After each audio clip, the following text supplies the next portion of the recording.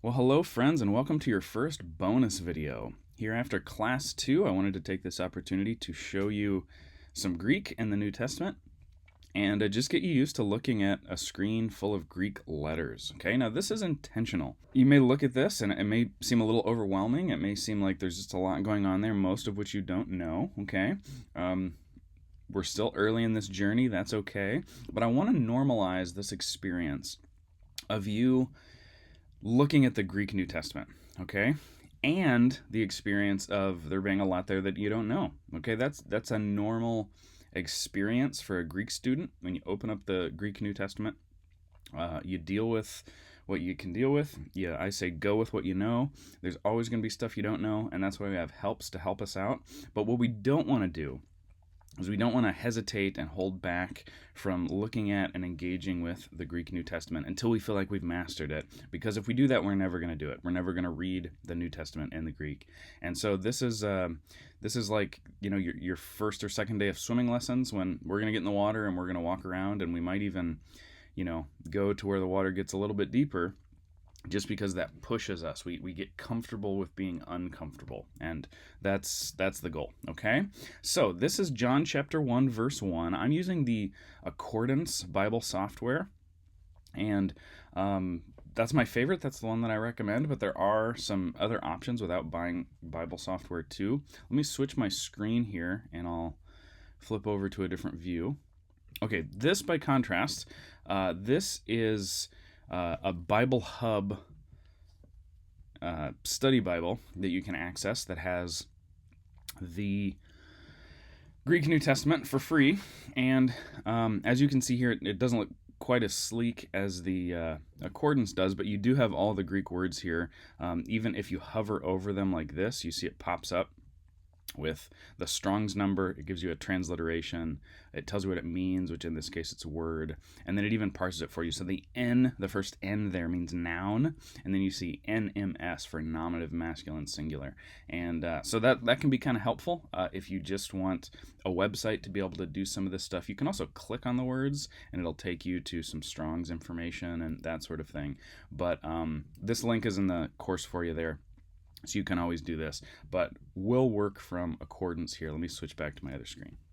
Okay, so here is John 1:1, and we're just going to go real slow. Just look at verse 1 today, and your lesson for this week is about nominatives and accusatives, and we are going to look at some of those. But what we want to do for starters, let's just have you pronounce in Greek these first 4 or 5 words right there. So go ahead and do that on your own out loud, please.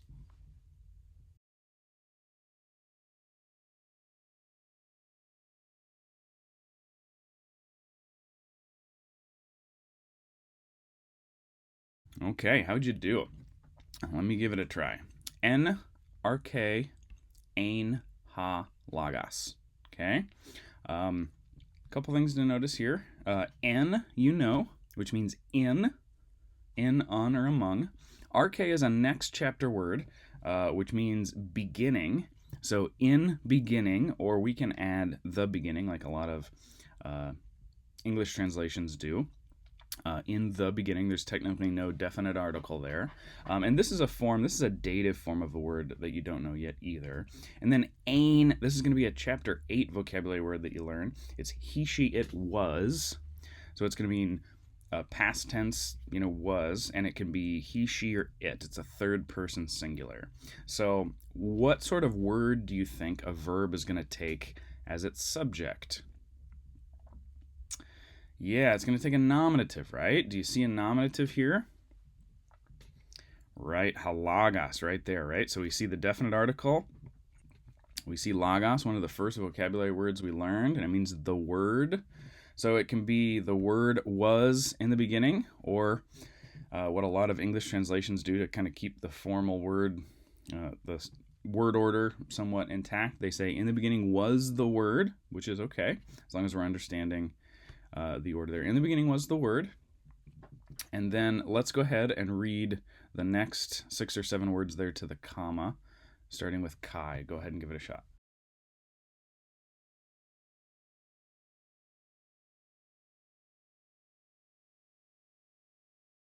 Okay, don't worry if your pronunciation isn't perfect yet. That'll get better as you go. Remember to make those omicrons into ah sounds rather than o sounds. Make sure you practice your diphthongs there. So chi. Let's see, that was the only diphthong in there, but we kind of want to notice those. Remember your helping words: aisle, 8, oil, sauerkraut, soup, sweet, feud, all those. Okay. So kai, ha, lagos, ain, pros, ton, theon. So we have a little bit more going on. So in the beginning was the word, and the word, and remember we've got that ain word again, which again you don't know, but you'll know it in a couple class periods. This is he, she, it was again. So this nominative here, halagos, nominative masculine singular, once again we can either recognize that from the definite article or from the word itself, either one. We have two bites at the apple, so to speak, to recognize this as a nominative masculine singular. That's going to be the subject of this ain, and the word was pros, with. And then what's going on down here? What's ton theon? Ton theon right there. It's an accusative, right? We see ton, which is our masculine accusative singular definite article. And we see theon, which is the masculine accusative singular of theos, which means God. So, and the word was with God. Okay, do you see that? Ton theon. Okay, so we've got now a couple vocabulary words that we've had before that we see.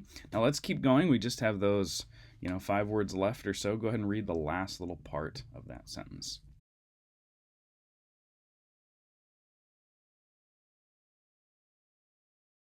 Okay, good.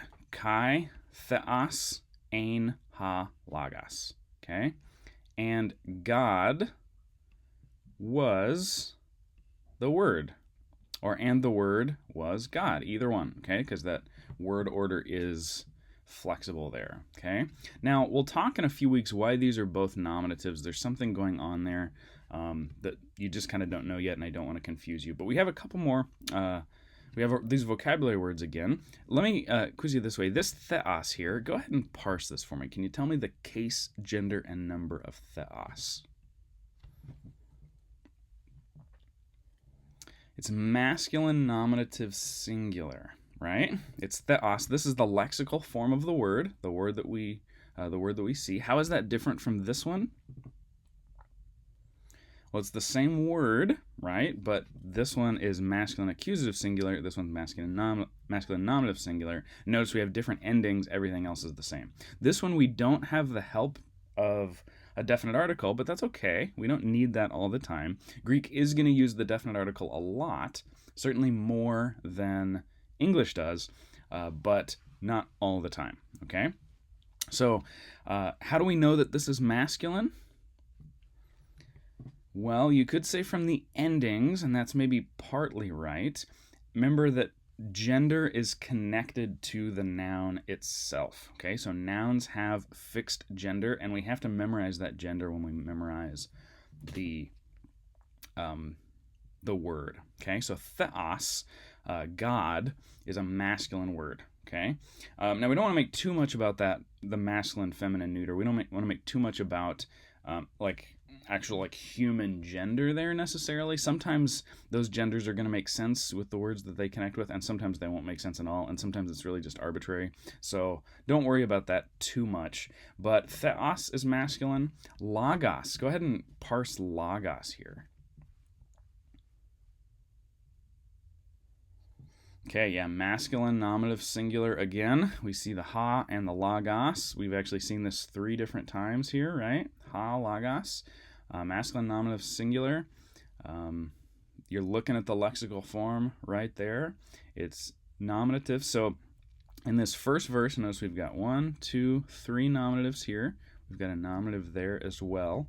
And again, like I said, there's kind of a grammatical reason why there's so many nominatives here that we'll learn in a couple weeks. It's called the predicate nominative, if you just want to file that away in your brain. But right now, what I want you to do is just get comfortable reading and pronouncing this, and looking at these words and this process, this tip of go with what you know, and leave the rest to the website or to the software that you're using to help you out with that. But the other thing too, if you do get one of these. Don't be too quick to highlight a word and get help. Make sure you do that hard work in your brain. And feel free to pause this video and practice reading and translating on your own before I speak up and ruin it for you, right?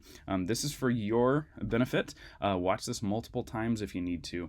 But we want to get you used to this process of looking at reading the Greek, engaging with it, and going with what you know, okay? And using other tools to help you with the rest, okay? So let's do it from the beginning.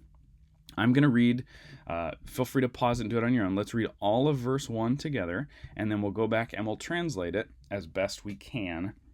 And again, remember that I know that there's some of these vocabulary words you haven't had yet, but this is John 1:1, a pretty famous verse in the Bible. Fun to read this together, okay? So feel free to pause and read it on your own, and then I'm going to read it as well. En arche ein halagos, kai halagos ein pros ton theon, kai theos ein halagos. All right, and here's what it means. In the beginning was the Word, and the Word was with God, and God was the Word, or the Word was God. Either way. Okay, that's John 1:1, guys. Okay, we start in John because John is some of the easiest Greek in the New Testament, so we want to start in the shallow end, so to speak, and get a little bit harder. But guys, that's what we want to do. Maybe spend some time practicing a little bit today. Do your homework, do your reading. When you're ready, take the quiz. But it's been a lot of fun doing this bonus video with you today. We'll see you again real soon. God bless.